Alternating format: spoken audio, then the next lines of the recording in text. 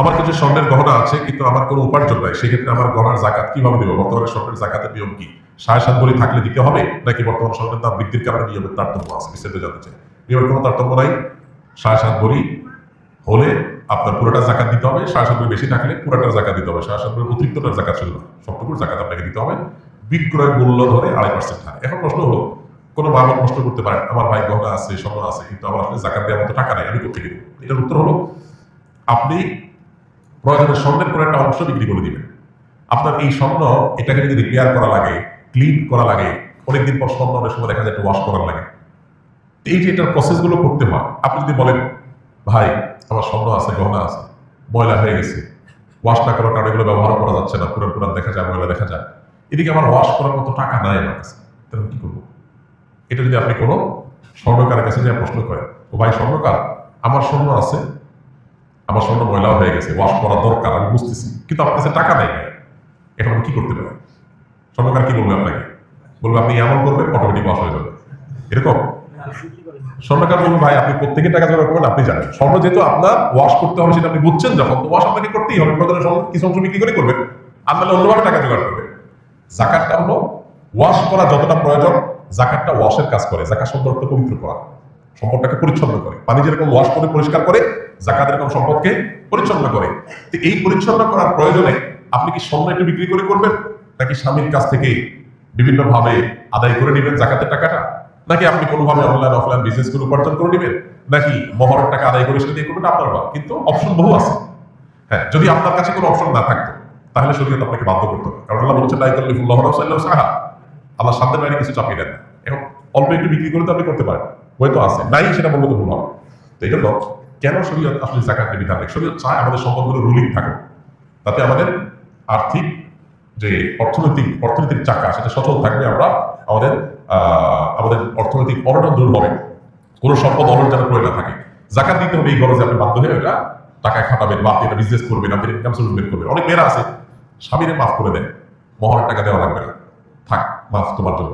এদিকে জাকাত দিতে পারতেছে না, এসে হুজুরের কাছে কাগজ লেখা দেন। আপনি নিজে অভাবী, জাকাত দেওয়ার টাকা নাই আপনার কাছে, তো স্বামীর মাফ করতে বলছে কি আপনাকে? আপনি নিজে জাকাত দেওয়ার মতো আপনার যেটা নেসেসারি খরচ করতেই হবে, সেটার জন্য আপনার টাকা নেই, আপনি নিজেই তো গরিব হবে। তো সেখানে আপনি আমার দাম করতে আসছেন কেন? স্বামীর নাকের রসিদ দিয়া বলেন, মহরের টাকা নিয়ে আসুন জাকাত দিতে, শেষ। তাহলে আপনি দেওয়া হয়ে যাবে। আল্লাহ তাআলার 99 নাম মুখস্থ করার ফজিলত কি? আল্লাহ রাব্বুল আলামিনের 99 নাম, এই সম্পর্কে হাদিসে আসছে, নবী সাল্লাল্লাহু আলাইহি ওয়াসাল্লাম বলেছেন, ইন্না লিল্লাহি 99 ইসমা, যে আল্লাহ তাআলার 99টি নাম আছে, যে ব্যক্তি এগুলোকে হেফাজত করবে, সংরক্ষণ করবে, মুখস্থ করবে, এই ব্যক্তি জান্নাতে প্রবেশ করবে। এখানে মুখস্থ করা বলতে নামগুলো মুখস্থ করা, সেগুলোর অর্থ বোঝা, সেগুলোর প্রতি বিশ্বাস করা। আল্লাহ তাআলার গুণবাচক নাম আলিম, আল্লাহ সবকিছু জানেন, অতএব এটা বিশ্বাস করবো যে আল্লাহর কাছে অজানা কিছু নেই। আল্লাহ তাআলার গুণবাচক নামের মধ্যে একটা আছে কাদির, আল্লাহ সবকিছু করতে সক্ষম, আল্লাহর কাছে অপারগতা বলতে কিছু নেই। আল্লাহ তাআলা বাসীর, তিনি সবকিছু দেখেন, সর্বদ্রষ্টা, অতএব তার কাছে লুকাবার কোনো সুযোগ নেই। এইভাবে আল্লাহ 99 নামের প্রত্যেকটা অর্থ বুঝে বুঝে আপনি সেটা অর্থে বিশ্বাস করলেন, এটাই হলো প্রকৃত অর্থে সংরক্ষণ। এইভাবে আপনি যদি সংরক্ষণ করেন, ইনশাআল্লাহ এটা জান্নাতে যাওয়ার কারণ হবে। আমাদের দেশে অনেক আল্লাহ 99 নাম, এটা অমুক নাম এতবার জপলে এই লাভ হয়, অমুক নামটা এতবার বললে বা জিকির করলে এই মনের মাকসাদটা, উদ্দেশ্যটা হাসিল হয়, এই জাতীয় নানা রকমের কথা আমাদের সমাজে প্রচলিত আছে। এগুলো তাজরিবা দ্বারা, অভিজ্ঞতা দ্বারায় কোনো আলেম, কোনো দিনদার মানুষ এর উপকারিতা পেতে পারে, কিন্তু কোরআন হাদিসে কোথাও আল্লাহর কোন গুণবাচক নাম নির্দিষ্ট সংখ্যক বা জপার কোন নির্দেশ আমাদেরকে দেওয়া হয়নি। তাহলে কিসের নির্দেশ দেওয়া হয়েছে? আল্লাহর গুণবাচক নামগুলোর অর্থ বুঝে সেটার প্রতি বিশ্বাস মনে প্রাণে স্থাপন করা। এটা তাওহীদের গুরুত্বপূর্ণ একটা পার্ট, যেটা আমাদের অনেকেরই এখনো নেওয়া হয়নি। আমরা অনেকেই নিজেকে মুসলমান দাবি করি, আল্লাহর গুণবাচক নামের অনেক নাম আছে যেগুলো আমরা হয়তো শুনি না, জানি না, এবং সেটার অর্থ বুঝে যে মনে বিশ্বাস করবো, জানি না বিশ্বাস করতে থেকে আসে। তো এই জন্য আল্লাহর গুণবাচক নামগুলো আমাদের জানা দরকার, বোঝা দরকার, বিশ্বাস করা দরকার। কোনো সন্তান যদি বাবা মার কাছাকাছি বসে কোরআনে কারিমের তেলাওয়াত করেন এবং তার মনের উদ্দেশ্য আল্লাহর সন্তুষ্টি, তবে কাছাকাছি বসেছে এই কারণে যাতে তার বাবা মাও দেখে খুশি হন এবং আল্লাহর শুকরিয়া আদায় করে, তাহলে এই কারণে কি আল্লাহর সাথে শরীক হবে? কোনো সন্তান বা কোনো মানুষ যদি কোরআনে কারিমের তেলাওয়াত বা কোনো নেক আমল করেন, সেটা আল্লাহকে দেখানোর জন্যই করবেন, কোনো মানুষকে দেখানোর জন্য নয়। পাশাপাশি তার অভিভাবক, বাবা মা, যারা তার আমল ইবাদত নিয়ে এমনিতে অরিড এবং পেরেশান থাকেন, তাদেরকে আশ্বস্ত করা, তাদেরকে পেরেশানি দূর করার উদ্যোগ নেওয়া, এটা মৌলিকভাবে দোষের না। ইনশাআল্লাহ এর কারণে রিয়া হবে না, আশা করা যায় এর কারণে শিরক হবে না। মূল উদ্দেশ্য আল্লাহকে খুশি করাই, এবং সেটাই একমাত্র উদ্দেশ্য।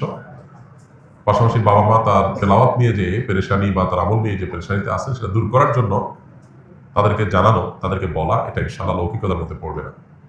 আর যদি তেলাওয়াত বা আল্লাহকে দেখানো সওয়াব আহরণ করার চাইতে বাবা মার কাছে জাহির করাটাই মূল মুখ্য হয়, তাহলে সেক্ষেত্রে সেটা ভিন্ন বিষয় হবে। ইন্নামাল আমালু বিনিয়াত, আপনার মূল উদ্দেশ্য কি সেটা হলো দেখার বিষয়। স্বর্ণ আছে 6 ভরি, টাকা আছে 50,000, আবার কি জাকাত হবে? বলে কত টাকা হবে? দেখুন, স্বর্ণ যদি থাকে শুধু স্বর্ণ, তাহলে 7.5 ভরির নিচে থাকলে জাকাত আসবে না। আর যদি স্বর্ণের সাথে টাকা বা রূপা থাকে, তাহলে সেক্ষেত্রে উভয়টা ভ্যালু বা মূল্য যোগ করে তার যোগফল যদি 52.5 ভরি রূপা মূল্যকে টাচ করে, তাহলে জাকাত আসবে। ব্যাপারটা হলো এরকম, শুধু স্বর্ণ থাকলে তখন 7.5 ভরির নিচে সেটা জাকাতে বল হবে না, কিন্তু স্বর্ণের সাথে যখন টাকা যুক্ত হবে তখন ওটার ভ্যালুটা অ্যাড হবে। ধরা যাক আপনার কাছে স্বর্ণ আছে 6 ভরি, তাহলে 6 ভরি স্বর্ণের এখন বাজার দর আনুমানিক কত টাকা হতে পারে? 6 ভরির দাম কেমন 9 লাখ, এত টাকা? 1.5 লাখ টাকা ভরি? আচ্ছা, 1.5 লাখ করে যদি ভরি হয় তাহলে 9 লাখ, যেটাই হয় 1 লাখ করে হলে 6 লাখ, 1.5 লাখ হলে 9 লাখ। এই টাকার সাথে আরো 50,000 যুক্ত হয়েছে, তাহলে এই টাকা দিয়ে 52.5 তোলা রূপা কেনা যাবে না যাবে না?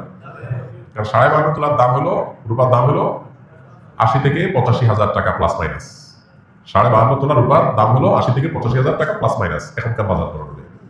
তাহলে 9 লাখ তো এখানেই আছে, সাথে আরো 50, তাহলে হয়ে আরো ওভার আছে, তাহলে পুরাটার জাকাত দিতে হবে।